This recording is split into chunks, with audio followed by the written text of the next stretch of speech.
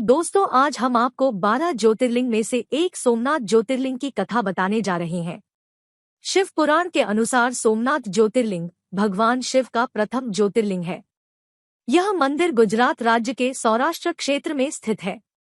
ऐसी मान्यता है कि इस शिवलिंग की स्थापना स्वयं चंद्रदेव ने की थी। पुराणों में सोमनाथ ज्योतिर्लिंग की स्थापना से संबंधित कथा इस प्रकार है। जब प्रजापति दक्ष ने अपनी सभी 27 पुत्रियों का विवाह चंद्रमा के साथ कर दिया तो वे बहुत प्रसन्न हुए। पत्नी के रूप में दक्ष कन्याओं को प्राप्त कर चंद्रमा बहुत शोभित हुए और दक्ष कन्याएं भी अपने स्वामी के रूप में चंद्रमा को प्राप्त कर शोभायमान हो उठी। चंद्रमा की उन 27 पत्नियों में रोहिणी उन्हें सबसे ज्यादा प्रिय थी, जिसको वे विशेष आदर तथा प्रेम करते थे। उनका इतना प्रेम अन्य पत्नियों से नहीं था। चंद्रमा की अपनी तरफ उदासीनता और उपेक्षा का देखकर रोहिणी के अलावा बाकी दक्ष पुत्रियां बहुत दुखी हुई। वे सभी अपने पिता दक्ष की शरण में गईं और उनसे अपने कष्टों का वर्णन किया। अपनी पुत्रियों की व्यथा और चंद्रमा के दुर्व्यवहार को सुनकर दक्ष भी बड़े दुखी हुए। उन्होंने चंद्रमा से भेंट की और शांतिपूर्वक कहा, कलानिधे, तुमने निर्मल व पवित्र कुल में जन्म लिया है, फिर भी तुम अपनी पत्नियों के साथ भेदभावपूर्ण व्यवहार करते हो। तुम्हारे आश्रय में रहने वाली जितनी भी स्त्रियां हैं, उनके प्रति तुम्हारे मन में प्रेम कम और अधिक, ऐसा सौतेला व्यवहार क्यों है?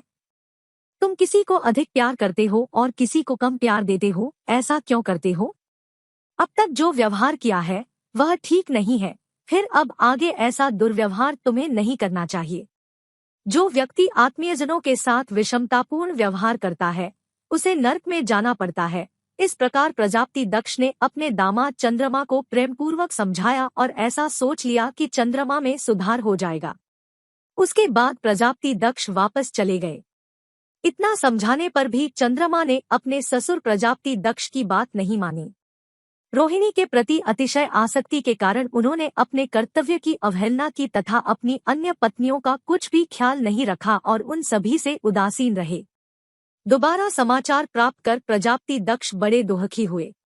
वे पुनः चंद्रमा के पास आकर उन्हें उत्तम नीति के द्वारा समझने लगे। दक्ष ने चंद्रमा से न्यायोचित बर्ताव करने की प्रार्थना की। बार बार आग्रह करने पर भी चंद्रमा ने अवहेलनापूर्वक जब दक्ष की बात नहीं मानी तब उन्होंने शाप दे दिया।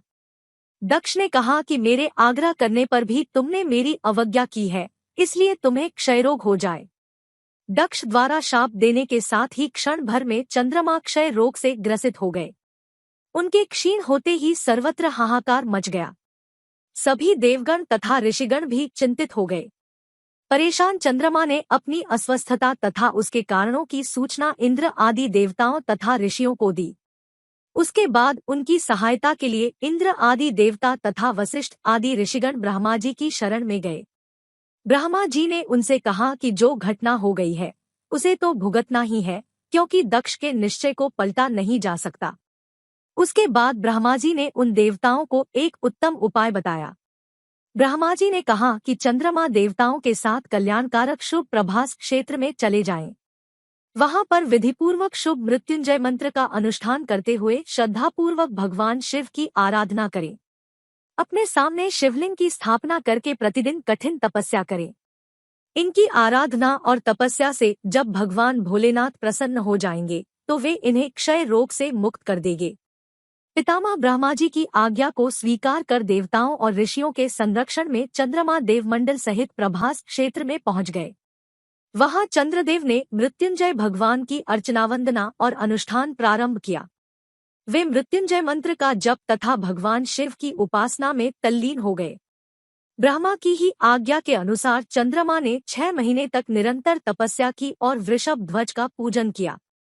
10 करोड़ मृत्युंजय मंत्र का जप तथा ध्यान करते हुए चंद्रमा स्थिरचित्त से वहां निरंतर खड़े रहे।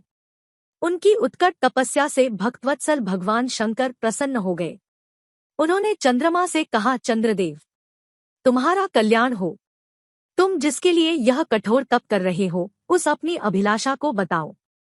मैं तुम्हारी इच्छा के अनुसार तुम्हें उत्तम वर प्रदान करूंगा। चंद्रमा ने प्रार्थना करते हुए विनयपूर्वक कहा, देवेश्वर, आप मेरे सब अपराधों को क्षमा करें और मेरे शरीर के इस क्षयरोग को दूर कर दें।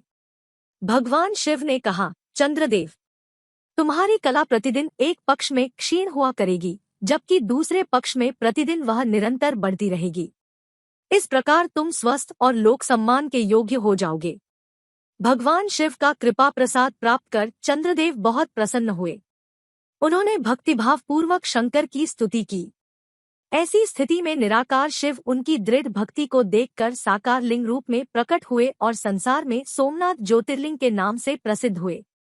तो दोस्तों, अगर आपको वीडियो अच्छा लगा हो तो चैनल को सब्सक्राइब करें और वीडियो को लिखे करें और हाँ, कमेंट में जय श्री कृष्ण लिखना न भूले।